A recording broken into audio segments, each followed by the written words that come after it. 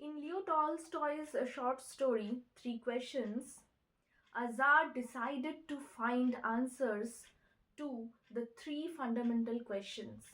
What are the questions? Let's see. Question number 1 that occurred to the Tsar: what is the most important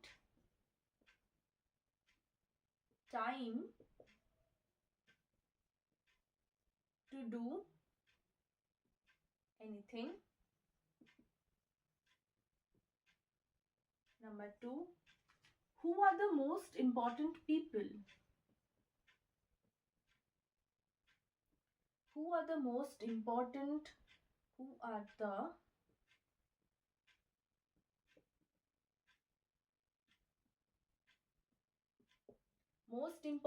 people to listen to and whom to avoid? And number 3, what is the most important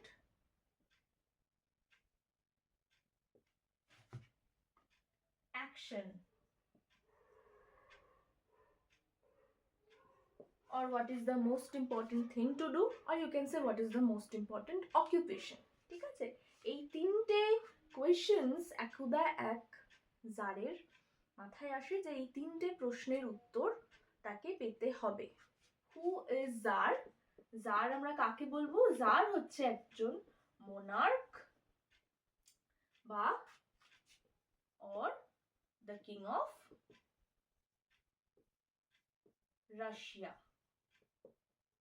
ঠিক আছে, jar তাহলে কাকে বলা হচ্ছে? Jar কিন্তু কারোর নাম না, জার হচ্ছে একজন রাশিয়ান রুলারকে জার বলা হচ্ছে। তো একদা জারের এই তিনটে প্রশ্ন মাথায় আসে, and why did the Tsar want to find the answers to these questions? So that he would never fail in anything. আমরা সবাই কিছু না কিছু মানে হয় না, আমাদের মাথার মধ্যে ঘুরতে থাকে কোনো না কোনো প্রশ্ন, যে আমাদের এই ধরনের কিছু বেসিক প্রশ্ন মাথায় আসে যে আমরা কি করছি বা কি করা উচিত আমাদের, বা কারাই বা মোস্ট ইম্পর্টেন্ট পিপল, ঠিক আছে, বা মোস্ট ইম্পর্টেন্ট টাইম আমরা জানবো কি করে।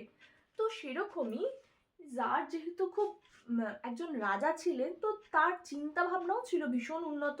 So he declared that he would give a reward to the person who would be able to give the right answers to these questions. এবার জার যেহেতু জানায় তার কিংডমে যে তাকে সঠিক উত্তরটা দিতে পারবে তাকে সে পুরস্কৃত করবে। So all the learned men came to his court. প্রত্যেকে আসে এবং প্রত্যেকে নিজেদের মতামত দিতে থাকে। এবার কিরকম সেই মতামতগুলো, লেটস সি। ফার্স্ট যে কোয়েশ্চেনটা, what is the most important time to do anything? In reply to the first question, কিছু মানুষ বলে, কিছু লার্নেড মেন বলে যে জারকে অ্যাডভাইস দেয় যে জার কি করতে পারে এই ইম্পর্টেন্ট সময় জানার জন্যে। তো learned men came to the Tsar and advised him that he should maintain a calendar. ঠিক আছে, he should maintain a calendar. Some say that no, the calendar won't be able to do the job. Then what he should do? Others say that he should keep a magician with him, যে কিনা তাকে time to time বলতে থাকবে। মানে একটা magician হচ্ছে কিছুটা অ্যাস্ট্রোলজারের মতো, যে আগামী দিনে কি হতে চলেছে বা কোন সময়টা ঠিক কোনটা ভুল জারকে ইনফর্ম করতে থাকবে। Some people say, some learned men advised Tsar that he should have a council of wise men. who would guide him about the right time, যে টাইম টু টাইম জারকে গাইডেন্স দিতে থাকবে। সবটাই কিন্তু তোমাদের এক্সাম ওরিয়েন্টেড আলোচনা, ঠিক আছে? খুব ডেপথে আমি যাচ্ছি না, শুধুমাত্র এইটুকুনি জেনে রাখো 3 কোয়েশ্চেন্স কার লেখা, লিও টলস্টয়, এবং এটা কোথা থেকে নেওয়া হয়েছে, মানে একটা গল্প, ছোট গল্প, যেহেতু ছোট গল্প তো নিশ্চয়ই কোনো সংকলন থেকে নেওয়া হয়, ছোট গল্প তো নিজস্ব কোনো আলাদাভাবে প্রকাশিত হয় না, তো সেই বইটার নাম কি, what men live by and other tales, 1885-এ প্রকাশিত হয়েছিল। আরেকটা ইম্পর্টেন্ট কথা, 3 কোয়েশ্চেন্স বাই লিও টলস্টয়, যেহেতু লিও টলস্টয় একজন রাশিয়ান রাইটার, তাই 3 কোয়েশ্চেন্স কিন্তু অরিজিনাল যে ল্যাঙ্গুয়েজে লেখা হয় সেটা রাশিয়াতে লেখা হয়, লেটার ইট ওয়াজ ট্রান্সলেটেড ইনটু ইংলিশ। এই কটা তথ্য তোমাদের জানলেই হবে। এবার আসি, ফার্স্ট কোয়েশ্চেন তো গেল, তাহলে টাইম আমাদের মেনটেন করতে গেলে এক তো আমাদেরকে ক্যালেন্ডার মেনটেন করতে হবে, সেকেন্ড আমাদের কি মেনটেন করতে হবে, যে মানে আমাদের না, জারকে কি মেনটেন করতে হবে, যেটা লার্নেড মেনরা অ্যাডভাইস দিয়ে থাকে, যে he should have a calendar. আর কি থাকতে হবে, কাউন্সিল অফ ওয়াইজ মেন, ঠিক আছে, আর ম্যাজিশিয়ান। তো এই ধরনের নানান রকমের আনসার জারকে সবাই দেয়। নাও coming to the second question, who are the most important people to listen to and hmm to avoid. এটা আমরাই বা বুঝবো কি করে, এটা আমাদেরও মনের প্রশ্ন, শুধু জারের প্রশ্ন না। জারের যে এই 3টে প্রশ্ন, অ্যাকচুয়ালি লিও টলস্টয় কি করছেন, এই গল্পটার মাধ্যমে আমাদেরকে একটা মানে এমন কিছু বাস্তবতার মুখোমুখি করছেন এই গল্পটার মাধ্যমে, যে এটা শুধু একটা জারের প্রশ্ন না, এটা প্রত্যেকটা সাধারণ মানুষের একটা Quest. Now in reply to the second question of the Tsar, who are the people to listen to and whom to avoid, কারা ইম্পর্টেন্ট পিপল জারের লাইফে, এটা নিয়ে লার্নেড মেনরা কি রিপ্লাই দেয়, যে ইম্পর্টেন্ট পিপল বলতে তার লাইফে priests, some say counselors,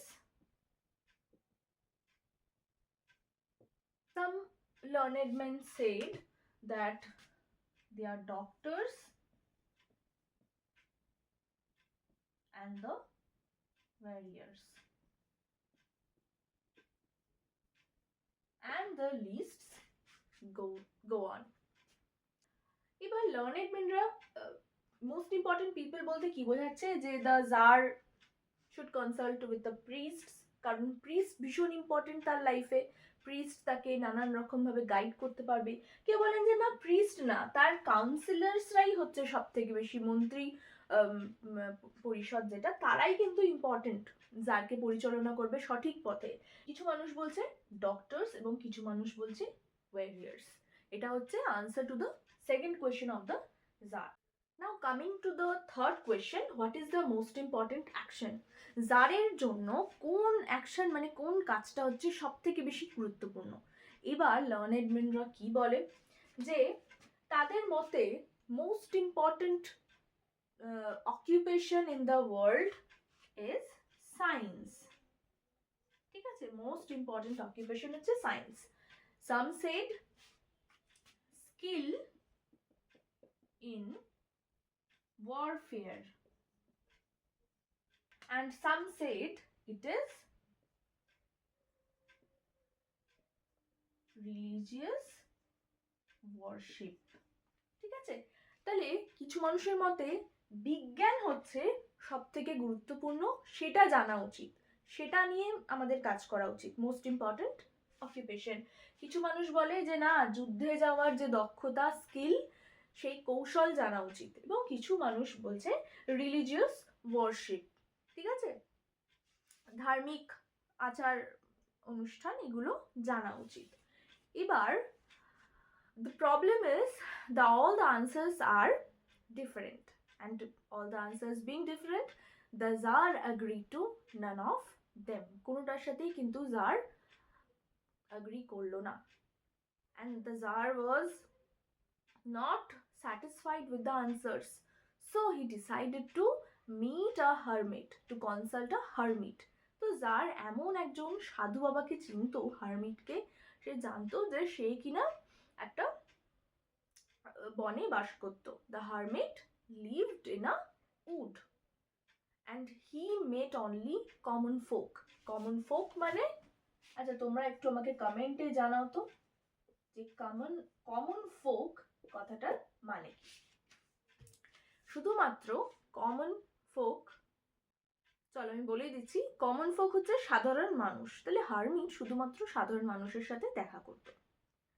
good.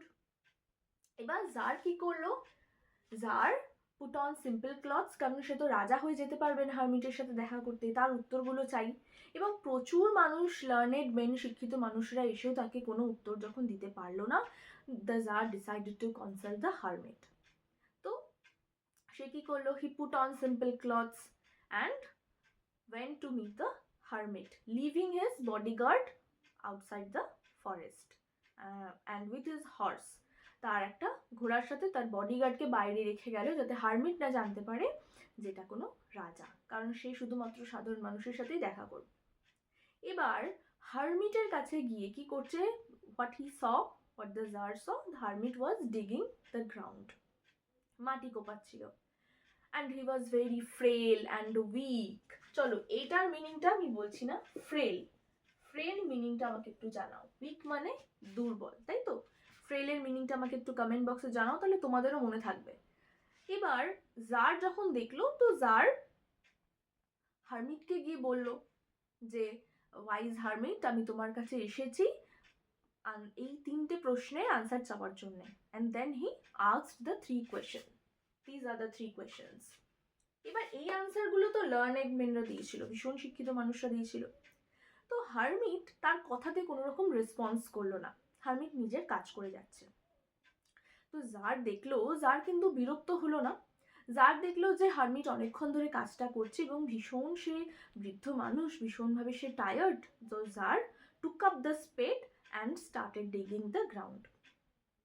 মানে জার কি করলো, নিজে থেকেই সে হারমিটকে বললো আমাকে দিন, আপনি অনেকক্ষণ করেছেন বলে।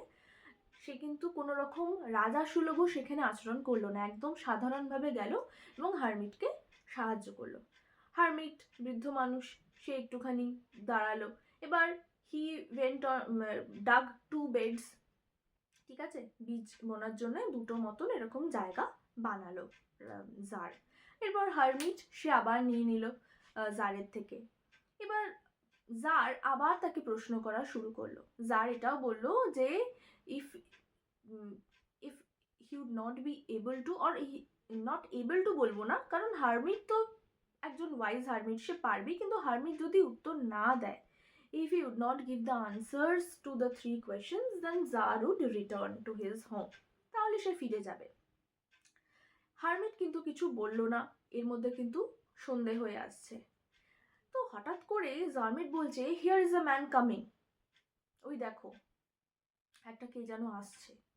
তখন জার আর হারমিট দুজনে মিলে দেখছে যে একটা মানুষ দৌড়াতে দৌড়াতে আসছে এবং হি ওয়াজ উন্ডেড, খুবই মানে জখম পেয়েছে, হ্যাঁ, blood was coming out of his stomach, কেউ যেন তার পেটে ছুরি মেরেছে, প্রচুর রক্তপাত হচ্ছে। সঙ্গে সঙ্গে কি করলো জার, কিন্তু জার অ্যান্ড হারমিট মিলে দে আনফাসেন্ড দ্য ক্লথস। আনফাসেন্ড মানে হচ্ছে কোনো কিছু খোলা, ফাসেন মানে যেমন আটকানো, আনফাসেন্ড মানে খোলা।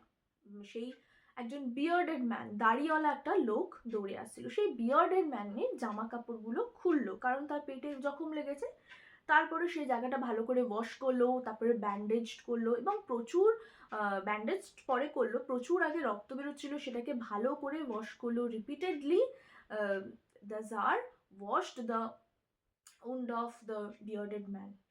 তারপরে কিন্তু he bandaged the wound with a handkerchief and a towel.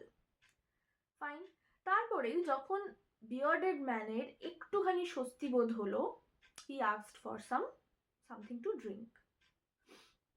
Jar তাকে কি দিল, ফ্রেশ ওয়াটার দিল। এবার যখন বিয়ার্ডেড ম্যান সেটা পান করলো, জলটা পান করে সে he was feeling sleepy, tsar তাকে কি করলো, ঘরের ভেতরে দিয়ে আসলো এবং ঘুমিয়ে পড়লো, এবং জারও ভীষণভাবে টায়ার্ড ছিল। Due to exhaustion the tsar fell asleep on the threshold. সেই দিন কিন্তু জার আর ফিরল না এবং সেখানেই কিন্তু ঘুমিয়ে পড়লো হারমিটের সেই হাটে, সেই কুটিরে সে ঘুমিয়ে পড়লো। এবং পরের দিন যখন ঘুম ভাঙলো তখন জার দেখছে যে the bearded man was looking at him ইন্টেন্টলি, খুব তীক্ষ্ণভাবে তার দিকে তাকিয়ে আছে, অ্যান্ড আস্কড ফর ফরগিভনেস, যে আমাকে ক্ষমা করে দাও। এবার জার তো চমকে গেল, যে মানে জার একটু অবাক হলো যে বিয়ার্ডেড ম্যান অ্যাকচুয়ালি তাকে তো সে চেনেই না, এবং বিয়ার্ডেড ম্যানকে সে আগের দিনই দেখেছে, তার মানে তার ওরকম উন্ড হয়েছিল, তাকে তার উন্ডটাকে পরিষ্কার করে দিয়ে ব্যান্ডেজ করে দিয়েছে, এইটুকুনি তাদের সাক্ষাৎ, সেখানে বিয়ার্ডেড ম্যান কেন ক্ষমা চাইছে। Then the bearded man revealed, তারপরে কি প্রকাশ করলো, যে actually the tsar was a sworn enemy of a bearded man, ঠিক আছে, একজন কিন্তু শত্রু, because the once the Tsar had executed his brother and seized their property. Executed মানে হচ্ছে মেরে ফেলা। যে বিয়ার্ডেড ম্যানটাকে জার সেভ করলো, সেই বিয়ার্ডেড ম্যানটা জানালো যে he wanted to kill the tsar to avenge his brother's death, এবং তারপরে জার তাকে ক্ষমা করে দিল এবং বিয়ার্ডেড ম্যানটাকে প্রতিশ্রুতি দিল যে তার প্রপার্টি ফিরিয়ে দেবে এবং তার ফিজিশিয়ানদেরও কিন্তু তার কাছে পাঠাবে চিকিৎসার জন্য। এবং সেখানে সেই বিয়ার্ডেড ম্যানটাও কিন্তু তাকে প্রমিস করলো যে তাকে তার প্রাণ বাঁচানোর জন্যে জারের কাছে সে চিরকৃতজ্ঞ, এবং তার সানকেও কিন্তু সে বলবে যে to serve the tsar for ever.